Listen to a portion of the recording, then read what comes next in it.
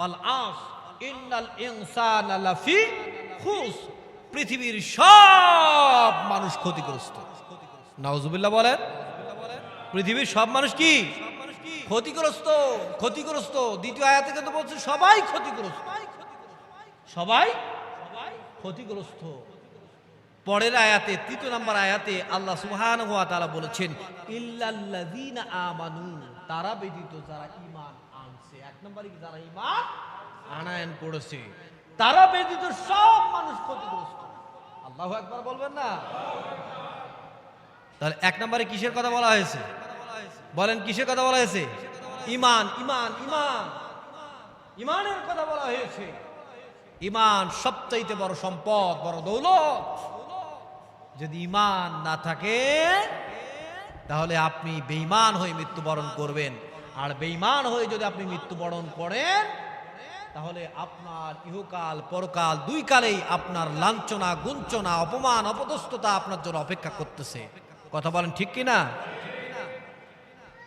তাহলে ঈমান, এক নম্বরে ঈমানের কথা এখানে বলা হয়েছে। আপনি যতগুলো ইয়া দেখেন প্রথমটাই বলা হয়েছে ঈমানের কথা। এখন এখানে আসেন, প্রথম নম্বরে যে ঈমানের কথা আল্লাহ সুবহানাহু ওয়া তাআলা বলেছেন যে ঈমান যারা আনবে না তারা ক্ষতিগ্রস্ত হবে। ঈমান যারা আনবে না তারা কি ক্ষতিগ্রস্ত। ঈমানের উপাদান তিনটা। ঈমানের উপাদান কয়টা? একটু বলেন কয়টা ঈমানের উপাদান? তিনটা। এক নম্বর উপাদান মৌখিক স্বীকৃতি, কালেমা লা ইলাহা ইল্লাল্লাহু মুহাম্মাদুর রাসূলুল্লাহ। এটা হচ্ছে মৌখিক স্বীকৃতি, এটা এক নম্বর ঈমানের প্রথম। দ্বিতীয় নম্বর হচ্ছে অন্তর দিয়ে বিশ্বাস করা। অন্তর দিয়ে বিশ্বাস করা আল্লাহ পাক যে মহাবিশ্বের মহাবিশ্বয় মহাগ্রন্থ আল কোরআন নাজিল করে দিয়েছেন, এই কোরআন 100% সত্য। জালিকাল কিতাবু লা রাইবা ফিহি হুদাল লিল মুত্তাকিন। এইটা এমন একটা কিতাব যার মধ্যে বিন্দুমাত্র সন্দেহ সংশয় করার কোনো অবকাশ নাই।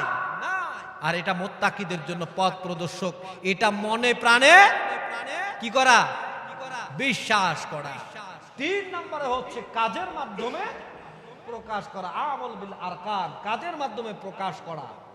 আপনি প্রথমটাও ঠিক আছে, কালেমা তো সবাই পড়ছেন না? আপনারা বলেন কালেমা সবাই পড়ছেন না? সবাই কালেমা পড়ছেন। বিশ্বাস করেন না যে মারা যাবেন? বিশ্বাস করেন না? মন দিয়ে বিশ্বাস করেন না মরার পর আল্লাহ জীবিত করবে? এটা বিশ্বাস করেন না আপনারা? সবাই বিশ্বাস করে। মরার পরে জান্নাত আছে, জাহান্নাম আছে, এটা বিশ্বাস করেন না আপনারা? বিশ্বাস করেন। এই দুইটা কিন্তু প্রায় মুসলমানের কাছে এই দুইটা আছে। কিন্তু এই দুইটা আছে না নাই? এই দুইটা উপাদান ম্যাক্সিমাম মুসলমানের কাছে এই দুইটা উপাদান আছে। কিন্তু শেষের উপাদান আমল বিল আরকান, কাজের মাধ্যমে যেটা প্রকাশ, এইটা কিন্তু সবার ভিতরে নাই। আমল বিল আরকান, কাজের মাধ্যমে প্রকাশ। আমরা কাজের মাধ্যমে যদি প্রকাশ না করি, আমরা বড় বড় বয়ান দেই, বড় বড় লেকচার দেই, আমরা নামাজ আদায় করি না, সালাত কায়েম করি না, দ্বীনের পথে চলি না, ইসলামের পথে চলি না, রাসূলের পথে চলি না, আমরা নবীদের অনুসরণ করি না, সেই পথে আমরা চলি না, তাহলে দুইটা উপাদান দিয়ে কি আপনি জান্নাত যেতে পারবেন? দুইটা উপাদান দিয়ে কি জান্নাত যাওয়া সম্ভব? সম্ভব না। কাজ করতে হবে, আমল বিল আরকান, কাজ করতে হবে। যদি কাজ করেন তাহলে আল্লাহ পাক আপনাকে জান্নাত উপহার দিবেন। বলেন সুবহানাল্লাহ। কিন্তু এই ঈমানের উপাদান যার ভিতরে থাকবে না, সে কখনোই আল্লাহর জান্নাতে যেতে পারবে না। তাহলে এখন আসেন, আপনি প্রথমে ঈমানের কথা বলা হয়েছে, এখন ঈমান ছাড়া তারা ক্ষতিগ্রস্ত, দলিল লাগবে না? ঈমান ছাড়া যে সবাই ক্ষতিগ্রস্ত, ঈমান যদি না থাকে আপনি ক্ষতিগ্রস্ত, আপনার পরিণাম কি রকম হবে, কি কারণে আপনি ক্ষতিগ্রস্ত হচ্ছেন, এইটারও দলিল আপনাদেরকে দিতে হবে। দলিল না দিলে তো আপনারা আবার এই বিষয়টা আবার মনে করবেন যে হুজুর তো খালি বলেই যাচ্ছে, শুনতে তো ভালোই লাগতেছে, কিন্তু দলিল কই দিল হুজুর? দলিল নেন যে ঈমান না আনার পরিণাম, যারা ঈমান আনবে না তাদের পরিণতি কি হবে? যারা ঈমান আনে না তারা পথভ্রষ্ট হয়ে যায়। নাউজুবিল্লাহ বলেন।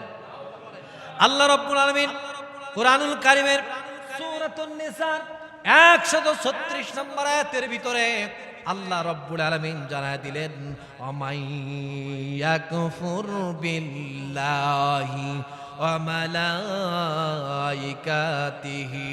ওয়া কুতুবিহি ওয়া রুসুলিহি ওয়াল ইয়াউমিল আখির ফাকাদ দাল্লা দালালাম বাইদা।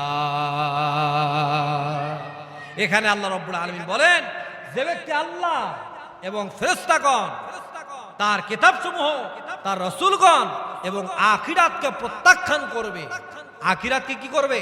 প্রত্যাখ্যান করবে, অস্বীকার করবে, সে ভীষণভাবে পথভ্রষ্ট হয়ে যাবে, সে ভীষণভাবে দ্বীনের পথ থেকে দূরে চলে যাবে, আলোর পথ থেকে দূরে চলে যাবে। বলে নাউজুবিল্লাহ।